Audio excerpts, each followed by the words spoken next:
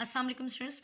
आज हम डिस्कस करेंगे डायबिटीज़ मिलेटस का रिमेनिंग पोर्शन। डायबिटीज़ मिलेटस जो कि एक हेरिडिटरी डिजीज़ है, वो एक हेट्रोजीनस कंडीशन है, यानी कि उसके बहुत सारे फैक्टर हैं जो इस डिज़ीज़ को कंट्रोल कर रहे होते हैं या बहुत सारे कॉजेज़ हैं इस डिज़ीज़ के। मेन जो इसका सिम्टम है वो ब्लड के अंदर ग्लूकोज का लेवल इंक्रीज हो जाना है, जिसकी वजह से मल्टीपल सिम्टम्स अराइज होते हैं, like kidney failure, lower amputation, heart disease. इसके अलावा थर्स्ट की कंडीशन रहती है, यूरिनेशन का प्रॉब्लम रहता है, और आप कह सकते हैं कि ब्लाइंडनेस भी हो सकती है, लिवर पर भी इसका इफेक्ट होता है। तो डायबिटीज़ मिलेटस की हम टाइप डिस्कस कर रहे थे। टाइप 1 हम डिस्कस कर चुके हैं। टाइप 1 जिसे आप एंडोजीनस कंडीशन भी कहते हैं, इस कंडीशन में बॉडी के अंदर इंसुलिन नहीं बनता है क्योंकि बीटा सेल जो कि पैनक्रियास के सेल होते हैं वो डैमेज हो चुके होते हैं। इसका एक ही ट्रीटमेंट है कि आर्टिफिशियली इंजेक्ट किया जाए इंसुलिन और कंट्रोल किया जाए ग्लूकोज का लेवल ब्लड में। आज हम डिस्कस करेंगे type 2 non insulin dependent diabetes mellitus, या जिसे आप टाइप 2 कहते हैं। 100% पेशेंट में 90% पेशेंट टाइप 2 हैं। ये एक एंडोजीनस कंडीशन है। एंडोजीनस कंडीशन का ये मतलब है कि बॉडी के अंदर इंसुलिन की फॉर्मेशन हो रही होती है क्योंकि बीटा सेल डैमेज नहीं होते बल्कि बीटा सेल फंक्शनल होते हैं। बीटा सेल बेटा कहाँ पर मौजूद होते हैं? हमारी बॉडी का एक ऑर्गन है पेनक्रियास, उसके पास दो तरह के सेल हैं जो हार्मोन की फॉर्मेशन करते हैं, alpha cell and beta cell. Beta cell बनाता है इंसुलिन को, एक खास तरह का हार्मोन, एक खास तरह का प्रोटीन। इंसुलिन का काम क्या है? इंसुलिन बॉडी के ब्लड में से ग्लूकोज को लेता है और एब्जॉर्ब करवा देता है सेल में, जिससे ब्लड के अंदर ग्लूकोज का लेवल मेंटेन हो जाता है और वो सेल यूज करते हैं उस ग्लूकोज को और एटीपी की फॉर्मेशन करते हैं अपने फंक्शन को प्ले करने के लिए। लेकिन यहाँ पर क्या कंडीशन है? बीटा सेल भी मौजूद है, इंसुलिन भी बन रही है, पर हमारे जो सेल्स हैं वो इनसेंसिटिव हो गए हैं। हमारे सेल पर प्लाज्मा मेम्ब्रेन पर रिसेप्टिव साइट पाई जाती हैं, वो रिसेप्टिव साइट इनसेंसिटिव हो गई हैं ग्लूकोज के लिए और वो ग्लूकोज को एब्जॉर्ब नहीं करती। जब वो ग्लूकोज को एब्जॉर्ब नहीं करते तो ग्लूकोज कहाँ रह जाता है बच्चों? ब्लड में रह जाता है, जिससे ब्लड में ग्लूकोज का लेवल इंक्रीज हो जाता है और इसी को कहा जाता है डायबिटीज मिलेटस टाइप 2। अब अगर हम इसका कॉज देखते हैं तो इसका कॉज कोई जेनेटिक कॉज नहीं है, बल्कि इसका कॉज है ओबेसिटी यानी कि मोटापा। फैट ही वो कंडीशन है, फैट ही वो चीज है जिसकी वजह से हमारे सेल्स की जो रिसेप्टिव साइड है वो क्या हो जाती हैं? इनसेंसिटिव हो जाती हैं और ग्लूकोज को एब्जॉर्ब या अटैच नहीं करती और ना ही इनटेक करवाती हैं साइटोप्लाज्म में। ज्यादातर अगर हम एज फैक्टर देखते हैं तो आफ्टर 40 जो डायबिटीज होती है वो टाइप 2 है, यानी कि अगर 40 साल से पहले होती है तो वो टाइप 1 है, 40 साल के बाद होती है तो वो टाइप 2 है। अगर हम ट्रीटमेंट देखें तो इसका एक ही ट्रीटमेंट है। यहाँ आर्टिफिशियल इंसुलिन नहीं दी जाती बच्चों। आर्टिफिशियल इंसुलिन इसलिए दी जाती थी टाइप 1 में क्योंकि इंसुलिन नहीं बनती। यहाँ पर इंसुलिन की फॉर्मेशन होती है लेकिन हमारे सेल ग्लूकोज को एब्जॉर्ब ही नहीं करवाते फैट की वजह से। तो जो कॉज है उसको कम करने के लिए, उस कॉज को खत्म करने के लिए क्या करवाया जाती है? एक्सरसाइज करवाई जाती है। जितनी ज्यादा एक्सरसाइज होगी उतना ही फैट बॉडी से कम होगा और सेल दोबारा से सेंसिटिव हो जाएंगे और एब्जॉर्ब करने लगेंगे ग्लूकोज को। एक्सरसाइज से ना सिर्फ फैट कम होगा बल्कि ग्लूकोज यानी कि एनर्जी ज्यादा लगेगी। जितनी ज्यादा मजीद एनर्जी की रिक्वायरमेंट होगी उतना ही ग्लूकोज मॉलिक्यूल को तोड़ा जाएगा। जितना ग्लूकोज कम होगा बॉडी के अंदर उतना ही ज्यादा ब्लड में ये मेंटेन रहेगा। टाइप 2 के बाद हम एक और कंडीशन पढ़ेंगे जिसे मॉडी कहते हैं, maturity onset diabetes of the youngs. ये कंडीशन क्या है बच्चों? हमने दो तरह की डायबिटीज पढ़ी है, टाइप 1, टाइप 2। टाइप 1 में इंसुलिन नहीं बनता था, वो एक्सोजीनस थी। टाइप 2 में वो एंडोजीनस कंडीशन है, यानी कि इंसुलिन बनता है लेकिन हमारे सेल ही ग्लूकोज को एब्जॉर्ब नहीं करते।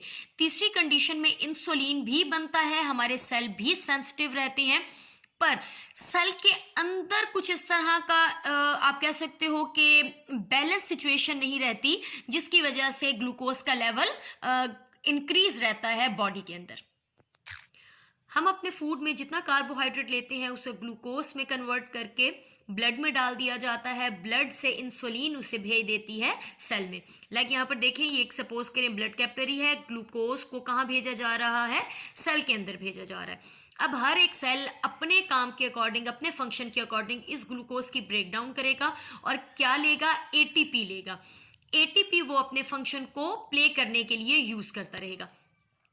पर ग्लूकोज को तोड़ने के दो बड़े मेथड हैं, एरोबिक और एनारोबिक। पर एरोबिक या एनारोबिक में जाने से पहले साइटोप्लाज्म में एक फंक्शन होता है, एक आप कह सकते हो रिएक्शन होता है, जिसे हम कहते हैं ग्लाइकोलाइसिस। ग्लाइकोलाइसिस बच्चों कहाँ पर होता है, साइटोप्लाज्म में होता है। इससे ग्लूकोज को पायरोविक एसिड में तोड़ा जाता है और फिर भेज दिया जाता है माइटोकॉन्ड्रिया की तरफ। ग्लाइकोलाइसिस का पहला स्टेप है कि ग्लूकोज को कन्वर्ट किया जाता है ग्लूकोज 6 फॉस्फेट में, और वो एक एंजाइम के थ्रू होता है जिसे कहा जाता है ग्लूकोकाइनेज। अब कंडीशन क्या है, कंडीशन ये है कि अगर ग्लूकोकाइनेज नहीं बनता तो ग्लाइकोलाइसिस फर्दर प्रोसीड नहीं हो सकती। अगर ग्लाइकोलाइसिस नहीं होगी तो ग्लूकोज कहाँ पर रह जाएगा, सेल के अंदर ही रह जाएगा। अगर सेल के अंदर पहले से ही ग्लूकोज है तो वो मजीद ब्लड से ग्लूकोज इनटेक नहीं करेंगे और ब्लड के अंदर ग्लूकोज का लेवल इंक्रीज हो जाने से हो जाएगी डायबिटीज मिलाइटस। लेकिन कॉज डिफरेंट है, इसलिए हम उसे कहते हैं टाइप 1 या टाइप 2 नहीं, हम उसे मॉडी कहते हैं। बच्चों अगर हम रेशो देखते हैं तो सिर्फ 2 to 5% ही मॉडी की कंडीशन हमें पेशेंट में नज़र आती है, क्योंकि ये यंगस्टर्स में होती है बिफोर 25, यानी कि 25 साल से अगर पहले डायबिटीज़ मिलाइटस है तो वो मॉडी है। 25 साल और यानी कि 30 और 40 के दरमियान जो डायबिटीज़ मिलाइटस है वो टाइप 1 है, और आफ्टर 40 टाइप 2 है। मॉडी एक ऑटोसोमल डोमिनेंट ट्रेड है। ऑटोसोमल डोमिनेंट यानी कि मॉडी को कॉज करने वाली, बच्चों देखें ये जो ग्लूकोकाइनेज है ये एक एंजाइम है। एंजाइम नेचर में प्रोटीन होते हैं। प्रोटीन कौन बनवाती हैं, जीन्स, जो कि पाई जाती हैं क्रोमोसोम पर।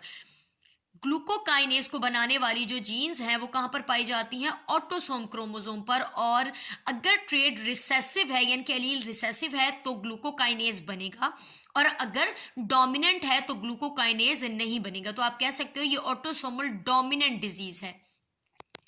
अब मजीद रिसर्च से साबित होता है कि मॉडी 50% तो मॉडी ग्लूकोकाइनेज ना बनने की वजह से होता है, और बाकी जो 50% कॉज है वो ग्लाइकोलाइसिस के डिफरेंट प्रोटीन है जो कि उस साइकिल में रोल प्ले करते हैं। बच्चों ग्लाइकोलाइसिस आप फर्स्ट ईयर में पढ़कर आ रहे हो चैप्टर 11 में, जिसमें बहुत सारे एंजाइम हैं जो कि ग्लूकोज को तोड़ देते हैं पायरोविक एसिड में, जिसमें मेन कौन है, मेन है ग्लूकोकाइनेज। लेकिन बहुत सारे एंजाइम ऐसे हैं जो मजीद आगे स्टेप में काम कर रहे होते हैं। अगर ये सारे ही नहीं बनते तो कंडीशन जाहिर हो जाती है जिसे कहा जाता है मॉडी। लास्ट में स्टूडेंट्स एक और टॉपिक है, येलो बॉक्स में आपको नजर आएगा टेक्स्ट बुक में, ब्लड प्रेशर। तो ब्लड प्रेशर क्या है, ब्लड प्रेशर कैपिलरीज के अगेंस्ट, हमारी ब्लड वेजल्स के अगेंस्ट जब ब्लड का फ्लो बढ़ जाता है तो उन पर स्ट्रेच या प्रेशर आ जाता है। इस कंडीशन को हम कहते हैं ब्लड प्रेशर।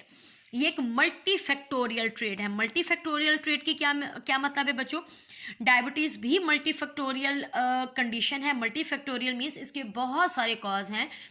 डायबिटीज़ की तरह ब्लड प्रेशर भी एक्सटर्नल और इंटरनल दोनों कॉजेज मौजूद हैं या फैक्टर पर डिपेंड कर रही होती है।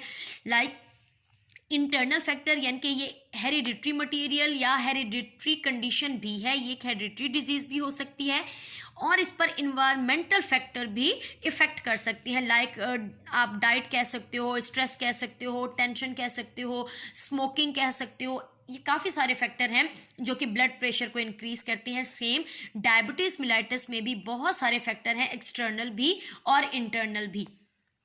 एक्सटर्नल में स्ट्रेस एक बहुत मेजर आप कह सकते हैं कि फैक्टर है जो डायबिटीज़ मिलाइटस का कॉज हो सकता है।